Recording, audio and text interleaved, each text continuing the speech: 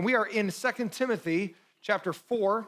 We are going to start in verse 6. We're live all over the world right now online. I'm so glad you're here with us. If you're online with us, do me a huge favor, whatever device you're watching us on, if you'd like and share our stream, it'll help other people trying to find our stream find us. 2 Timothy 4, verse 6. For I am already being poured out, circle poured out, as a drink offering.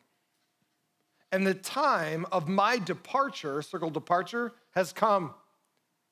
I have fought, circle fought. I have fought the good fight. I have finished the race, circle race. I have kept, circle kept, the faith, circle faith. Henceforth, so in other words, because of that, in the future, there is laid up for me the crown of righteousness, which the Lord, the righteous judge, underline righteous judge, will award, circle award, will award to me on that day. And not only to me, but also to all who have loved his appearing. So last week, if you were here last week or you were sleeping, we talked about ultimate things. So ready? Trip on this. There's gonna be an event you will be at. You will have no choice to be there. Every person who's ever lived will be at one event. Billions of people will be at the judgment seat of Christ, where God will judge every single person who's ever lived. You, your mom, your grandma, Hitler, Genghis Khan, every Caesar that's ever lived, the homeless person in Bangladesh, every person that's ever hit the face of the earth is a moral creature, and they will stand before the God who gave them that morality. I talked about that last week. So if you missed that, watch on YouTube, catch up to where we're at. Because today, ready? Because that's true, you will be there. That's not mythology, it's not made up, you will be there. Your moral nature already tells you that something is beyond this world to tell you what's right and wrong. Ready? Because that's true, this week is an extension of that, which is this. If that's true, we're gonna go see God, how then shall we live now? And that's what Paul's talking about today. I'm nearing the end of my life. Let's talk about things that matter. So if you got your notes, pull them out. It should be inside of a bulletin if you came on campus with us. If you're watching online, at the top of the comment section on Facebook and on YouTube is a link. You can click on that link and my notes will come up. Here we go. I'm gonna talk about the end of your life today and the things that matter. I know it's the summer. You're like, dude, I just came here for coffee and to hang out. Get ready. Ready? This might be the most important sermon you've ever heard in your life if it helps you understand what's important by the time you die. So we talked about ultimate things last week. We're gonna talk about end things this week. What's important at the end? Here we go. Number one, everyone faces their departure. Everyone faces their departure. The Apostle Paul was probably around 60 years old when he wrote 2 Timothy from prison. So everybody pay attention. Paul the Apostle, brought to Jesus by Jesus. Jesus transformed his life. The Apostle Paul, before he was the Apostle Paul, was a guy named Saul. He changed his name. Saul hated Christians. So much so, he spent his life arresting them and persecuting them, and some of them were killed and murdered. He was that guy. He was a first century Jewish terrorist because he believed Christians to be an aberrant Jewish sect or a cult. So he persecuted them, thinking he was doing the will of God by killing Christians. Jesus radically transforms his life. So radical that he goes from hating Christians, killing Christians, to becoming a Christian. And then not only does the dude become a Christian, he becomes the greatest Christian who's ever lived. He writes scripture, of which I'm preaching out of his book today, 2,000 years later. So the dude goes from, I'm gonna kill every Christian, to, I just became a Christian, to, I want everybody to become a Christian. He becomes the greatest Christian who's ever lived.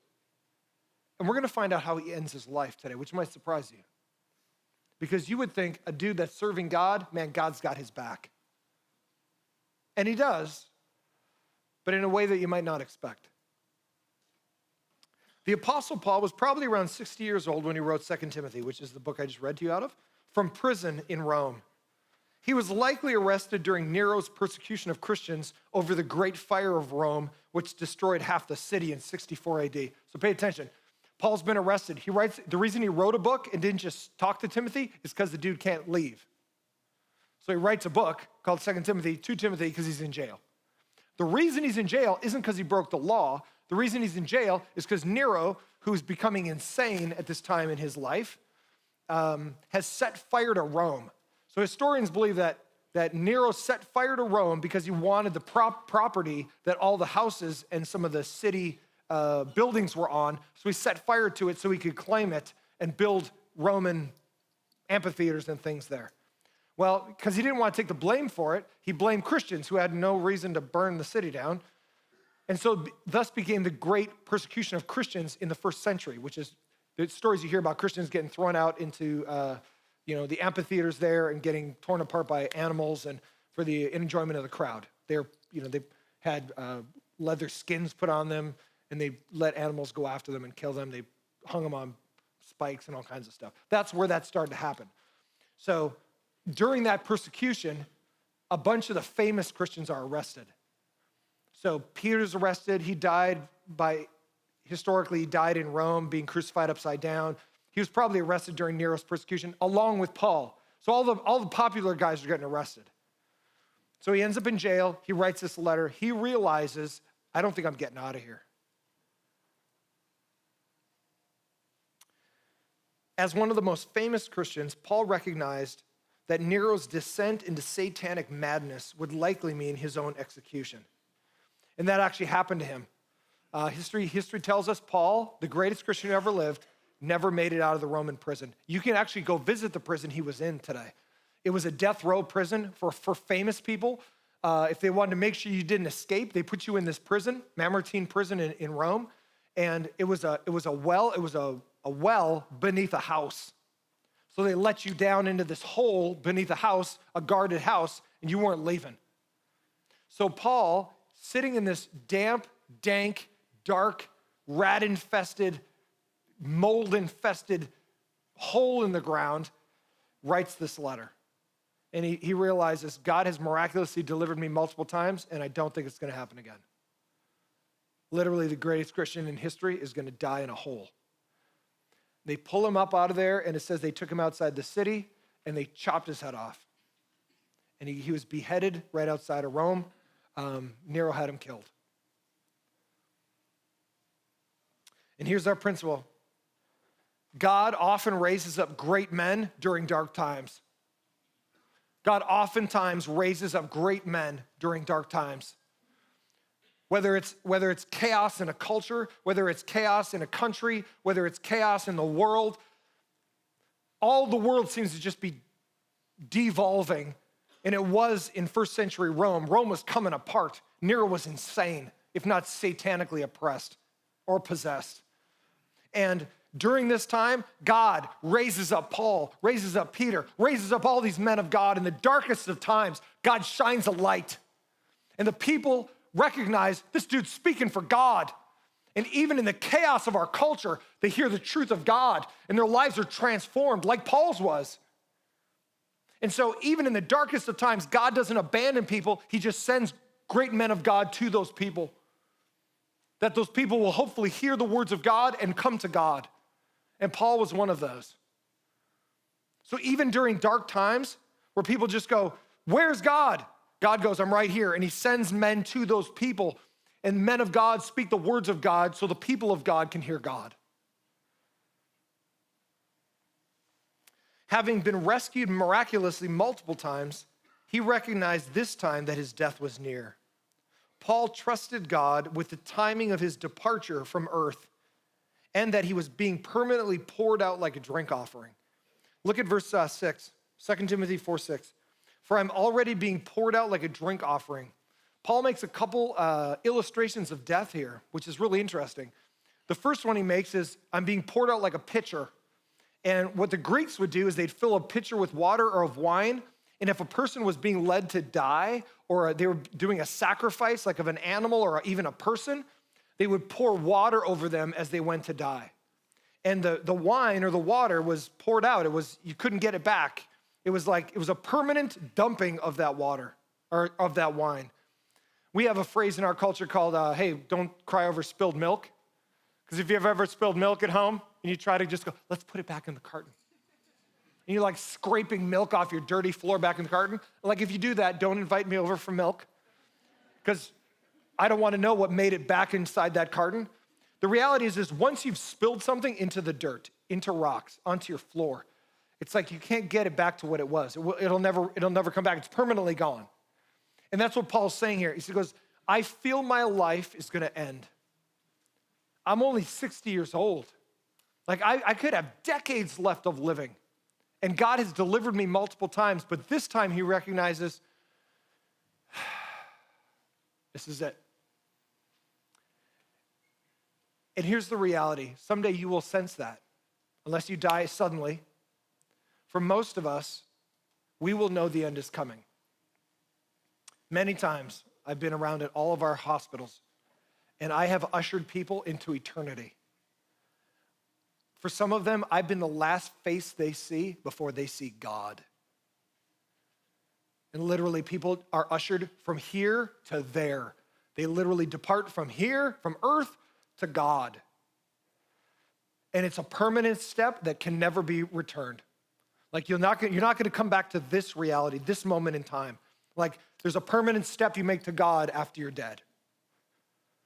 And so Paul's saying this, I'm being poured out. I'm not coming back. This is my last thing. This is the last letter that he wrote with 2 Timothy.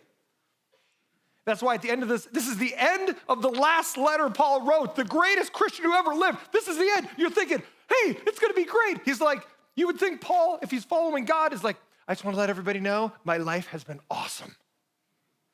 It's been sweet. Everybody's been giving me money. I'm the most popular dude around. Everybody like waves flags when I walk by. Paul, sign my shirt. It's been great. My health has been fantastic. It's been amazing. What a great life of luxury I've lived. Instead, he just grinds away in the dark of a dank prison. When God could have rescued him and didn't. And he realizes God has chosen my end date. And now I'm being dumped out. I've given all I can give to the gospel. I've given all I can give to this world. I've given all I can give to God.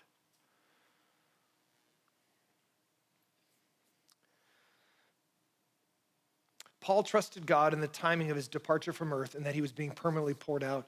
Look at end of verse 6. I'm being poured out as a drink offering, and the time of my departure has what? Has what? Has come. It's here. You know the Greek word departure? I put it in your notes. You know what that word is?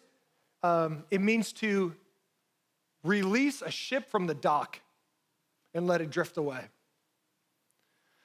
So I grew up on 40 acres in Minnesota on a hunting and fishing resort. And my job as a teenager and as a 6-year-old, actually now that I think about it, child labor laws, for my family was to clean the boats out. And I'm doing this motion because I cleaned with a sponge the bottom of these boats for years, getting ready for all the Iowa and Illinois and South Dakota farmers who were tired of looking at corn and wanted to go fishing. So they would come to our resort and go fishing. My job was to clean the boats. And one of the things we would have to do to make sure when the winds came through in the summer, if we got a weird squall of wind or whatever, is to make sure the boats were tied down. I would tie them to anchors that were bolted into the dock, or I'd tie them to the post that was driven like 10 feet into the bottom of the lake to hold the dock up. So you tie off to that, and you knew the boat was secure. Well, Paul makes this phrase of departure, and it means when a ship is getting ready to leave, the last thing that's done, if you've ever been on a cruise, the very last thing that's done is some dude goes down and he yanks the rope out. And you see the boat start to drift away from the dock. And in a life sense, that boat will never return. It's on a one-way trip to wherever it's going. And Paul says this, the time of my departure is here. God is loosening me off the dock. And I'm not coming back here. I'm literally going to God. And that will be true for all of us. There will be a day you will loosen your own life from the dock. and God will take back the life he gave you. The life he has given you is a gift. You didn't make your own life. You didn't create your own body. It was built by God. The life you're living here is your one shot to serve God or serve yourself. There's no other reality to come back and be a part of. And so this time in your life is the one where you decide how you're going to live. And Paul had already decided, this is the end of my life. I've served God the best I could. And here's our principle: strive to live, but trust God when it's time to leave. Hey, look at it. Strive to live. The Bible never says try to die. The Bible never says kill yourself to get out of hard times. The Bible never says death is a doorway to just let you get away from your problems. So let me help you. Ready? Death does not alleviate your issues. All death does is a doorway back to God, who holds everyone accountable for everything they've ever done. So if you've ever thought in your mind, death is kind of my doorway, my ticket out of here, it isn't. It's a ticket to God, who holds all people accountable for their lives. So be very careful about how you think about death. So watch, we are to strive to live. We have machines. We have the best healthcare in the world in Southern California. Do you guys realize this? Some of us that have had like brain aneurysms, which my mother had one that almost killed her. If you've had a heart issue, if you have to take medicine to like keep yourself, regulated or whatever, do you realize that the vast majority of the people in the history of the world would already be dead if they had your issue before our time? We literally just go, hey, I think my chest feels a little, I just drank 12 Red Bulls. My chest feels a little weird. I should probably go to the, urgent care. And we just go 5 minutes down there. We didn't even think about it. Hey, hook you up to the machine, figure it out. Your heart's blowing up. Understand, ready? God has allowed science and pharmaceuticals to keep our lives longer and better. But at the end, though, there will come a day when pharmaceuticals and machines will not be able to keep you alive. There will come a day where God goes, we're done. So do we strive to live? Yep, we do everything we can to stay alive, because this is the life God has given us. But there will come a day when it will be over. And when that day comes, you just go, I've done everything I can, and you go back to the God who made you. And here's the reason why. Everyone faces their departure. How many of you guys have ever been to Hawaii? Anybody in here? Oh, we got a traveling group here. The first service was made out of all old people, and only like 6 people raised their hands or whatever. It's like, you need to get out more because you're all gonna die soon in that first service. Okay. So as the services get younger as we go along, they're like, I'm gonna go travel. So I remember towards the end of COVID, Hawaii was starting to open back up. And so my wife and I are like, man, let's see if we can get away for a little while, because tickets were cheap, and countries all over the world were like, please come back, tourists. And so things were cheap, and so we decided, hey, we'll go jump over there for a little while. Well, has anybody ever flown? Okay, now we got a few more people, all right? Well, this is what happens when you go to San Diego or you go to Ontario Airport or whatever. You buy your ticket, and you walk to the gate. Hello, everybody. We are going to be getting on the plane here in just a few moments. What I need you to do is go through your luggage, make sure that you have everything secured.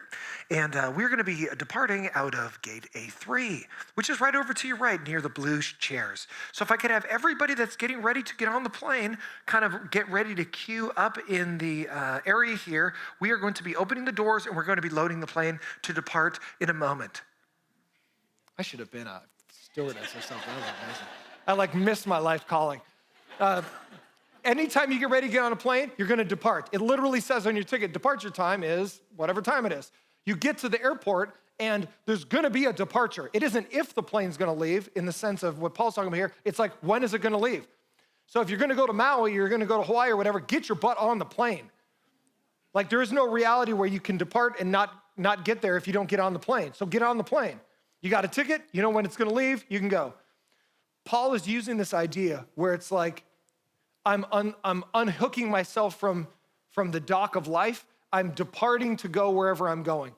And it's like the ticket you got when you were born, you don't know when your departure time is. If it says departure on there, it's blank, because only God knows your death date. But there is a reality where you're at the gate. The plane is there. Jesus is opening the door. Hello, welcome. See that ticket you got? Today's your day. It's time to depart, and you get on the plane in this sense, and you go see God. And Paul goes, I've run my race, I've finished. Now it's time to depart, which leads to number 2. Here it is. Everyone faces their significance. Why is it important to think about your last day? Because you want to know if these days before that last day actually matter. Here we go. I'm literally going to talk about how to not waste your life right now. I know it's the summer. You're like, I just want to just sleep. Listen to what I'm saying. Ready?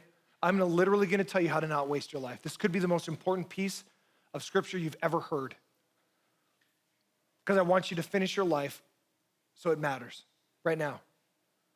Here we go. Realizing Paul would never be free again, he wasn't angry with God over the years he wouldn't get to live, or family and friends he'd never see again, or even sharing the gospel again, but that he had fought the good fight all the way to the end. And here's our principle. God decides our length of life. We decide what we do with it. God has already decided your length of life, but you must decide what you're going to do with the time you have. You have a departure date. You have a time where you're going to go see God. Before you get there, what are you doing with your life? Paul says this, verse 7, I have fought the good fight. Anybody having struggles in their life right now? Everybody's life is great, fantastic. I got one person that's alive. Good. Life is hard. A marriage is hard. You're living with her. You're living with him. You got 48 children. You don't even know where they came from. Well, you know, but you're like, wow, I have a lot of kids. Your job is hard. Politics, hard. Gas station, hard. Everything's difficult. Your finances, relationships at work, relationships at home. You feel anxiety. You feel like, man, what's going on? Ready? Life is a fight. Life is difficult. Our culture has taught us, let somebody else take care of it. Let the government pay your bills. Let everybody else do something for you. We want somebody else to do our stuff for us because we don't want to do anything. We just want to sit on a couch and eat Cheetos and play video games. We want people to do other stuff for us rather than realize that life is about doing something, and sometimes there'll be hard times. God doesn't erase the hard times out of your life, but God will walk with you through the hard times in your life.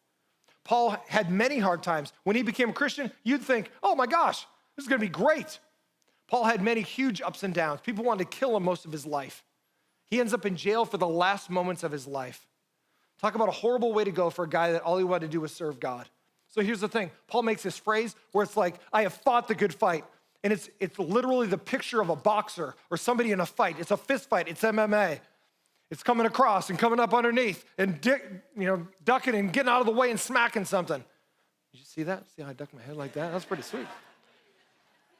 The idea is this. You will be in a fight your whole life.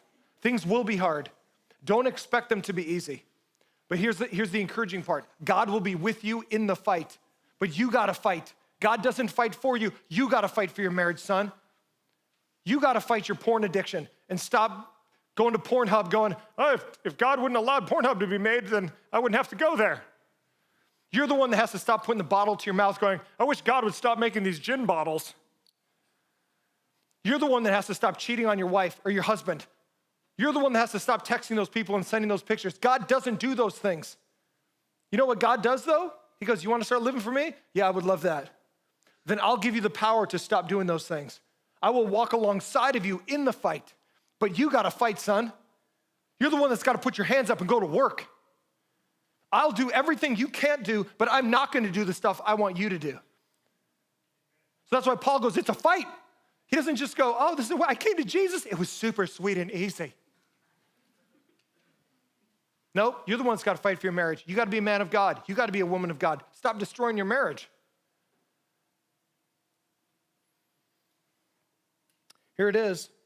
Using athletic metaphors, Paul endured through the contest of his life. He had finished his race and kept the faith during it. Everybody ready?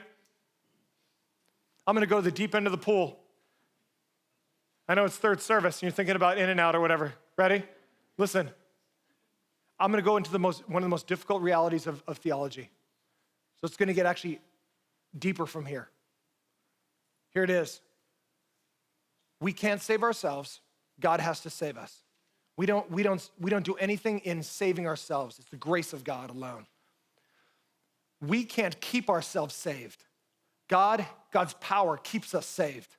There's nothing we do to earn salvation or to even keep ourselves saved. There will never be a day you can lose your salvation. Like if you sinned last night and you woke up this morning going, I wonder if I lost my salvation. Is it under my bed? Where is it? There will never be a day God revokes your salvation. However, Scripture does speak of this. You can forfeit your salvation. God can call you, you can accept, it can be part of your life, and there's a reality where you don't endure. Scripture says over and over, he warns us to endure, and it's not on us. It's not on God, it's on us. God doesn't do the enduring for us. God doesn't do the fighting for us. Paul says, I have fought the good fight. I have finished the race. I have kept the faith.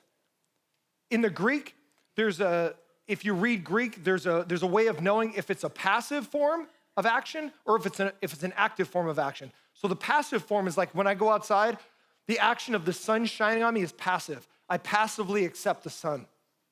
But when I do work under the sun, if I work on my car, that's me actively doing it. I'm not passively, the work getting done in the car isn't passively getting done. I'm actually doing the work. In the Greek, when Paul talks about this, he says it's all on him. God gives him the power, but he does the fighting. God gives him the power, but he runs the race. God gives him the power, but he keeps the faith. And here's the sad reality, is that there are the priceless thing God has implanted in us, which is our salvation, is what God has graciously given to us. It's the greatest thing in my life. Like I wouldn't trade my walk with God for anything in the world. But the reality is God expects me to finish the race with it. God will help me. God walks with me. God gives me the power. But I have to finish. It says, I have kept the faith.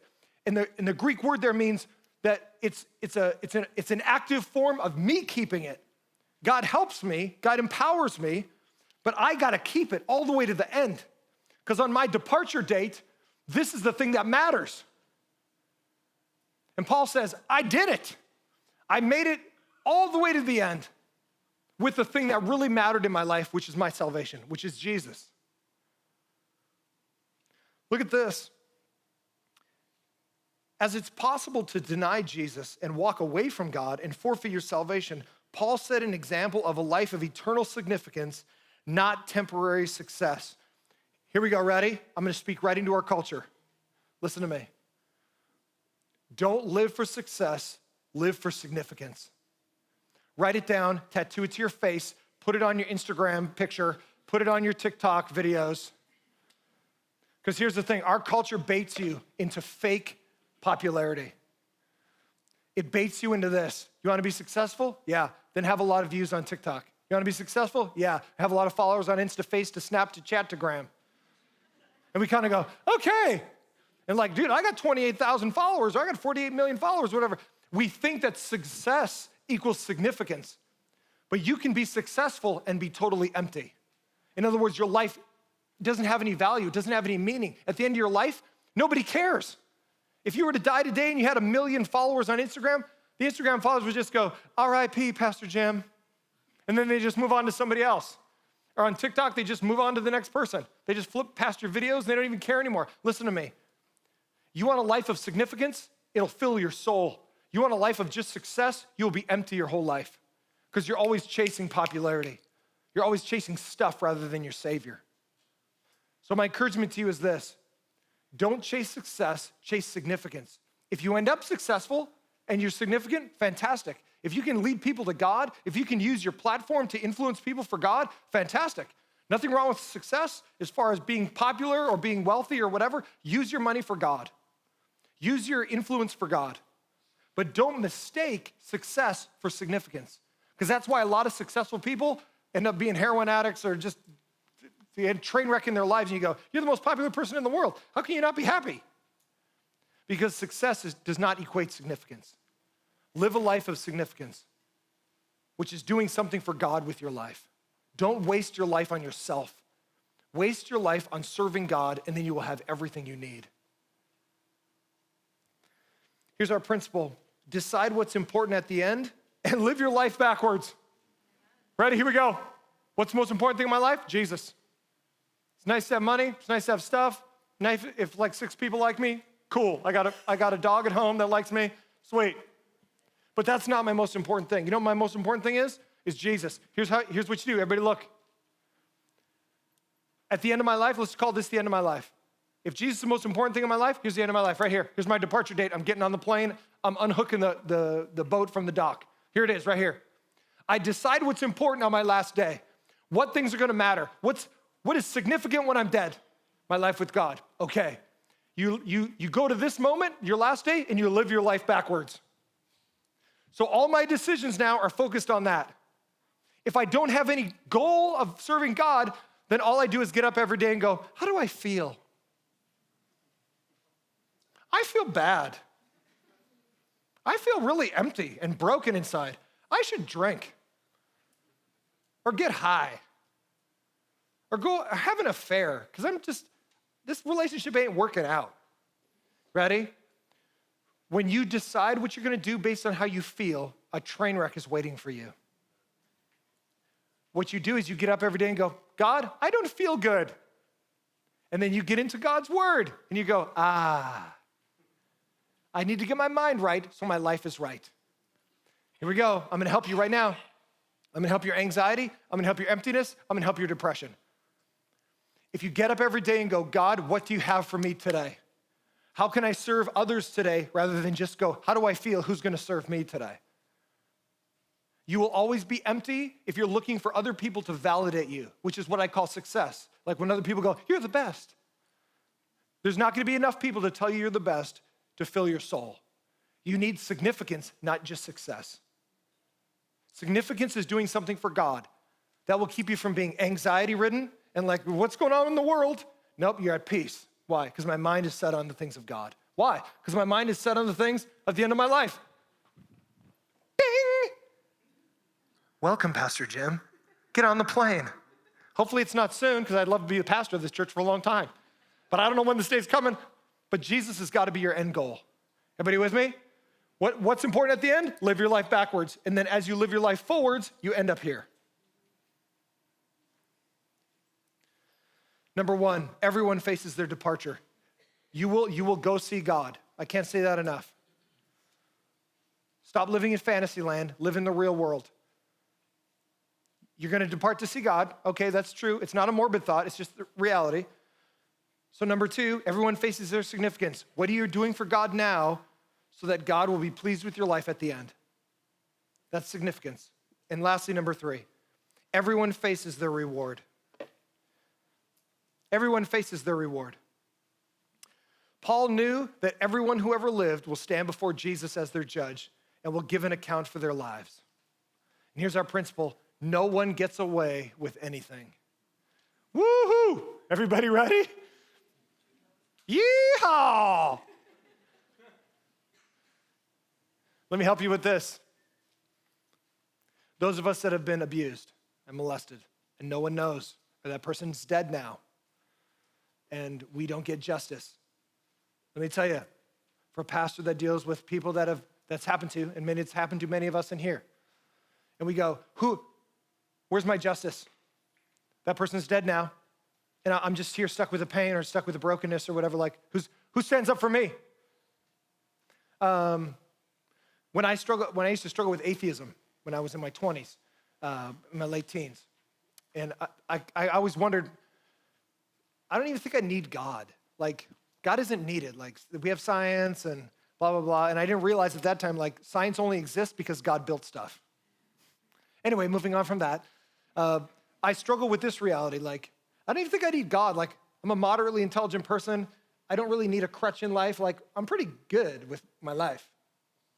So I don't know if I really need a God.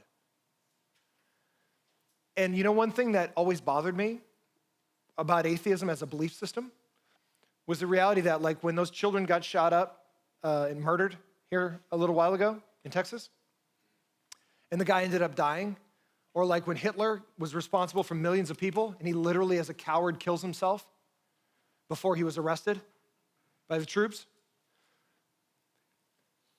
As an atheist, I couldn't make sense of the fact that I knew that was wrong. And if you've ever been abused and that person got away with it in a sense, or they died or they killed themselves or whatever, and you kind of go, where's the justice? Like who's got my back? Like, because then if there's no God, then it's just gone. It's like, you have to conclude as an atheist, if you're being honest with yourself, well, the stronger person won. I was abused because he was stronger than me or she was stronger than me. I'm like, okay, I guess I got to be okay with that. Or like those children died because they couldn't defend themselves. Okay, just move on with life.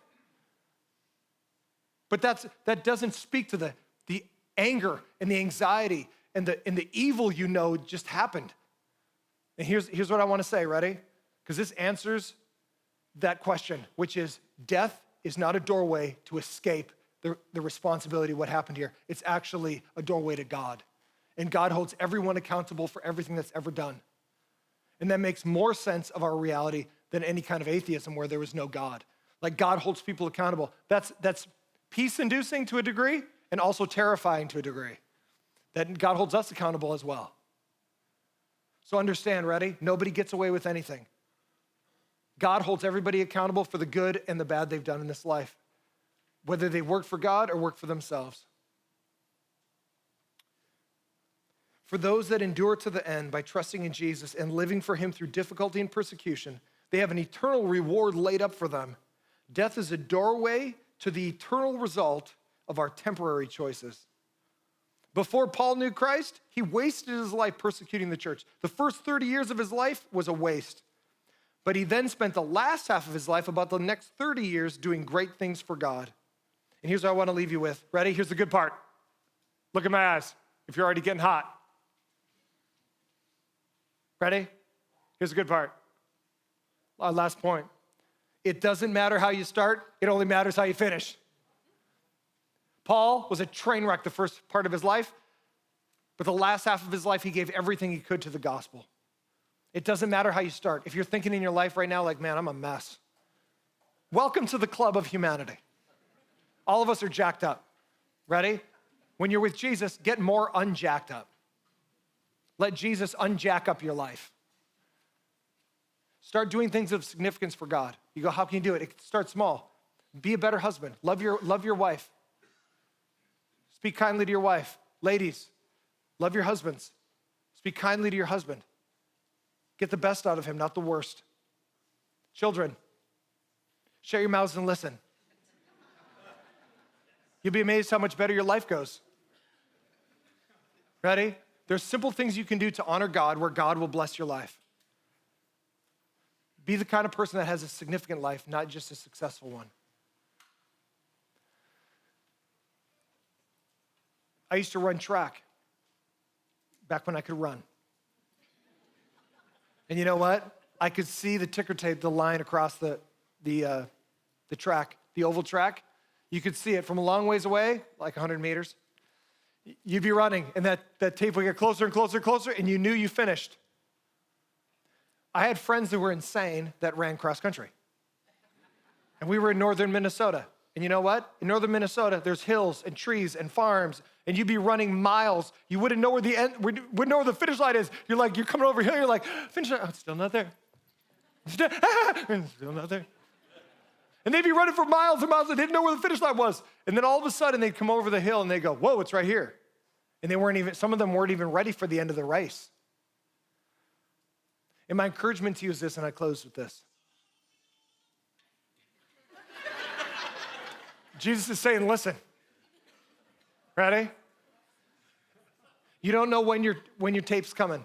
Could be next week. Could be 50 years from now. You could be in your teens, and you might not make it to 30. Jesus was 34 when he died. Paul was 60. Peter was younger than that. You might not get to 80. You might not get to 90. But here's the thing. It doesn't matter how long you live if you live a life of significance for Jesus.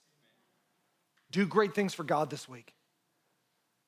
You are the hands of Jesus into the world. So do great things for God and be significant, and your life will never be wasted.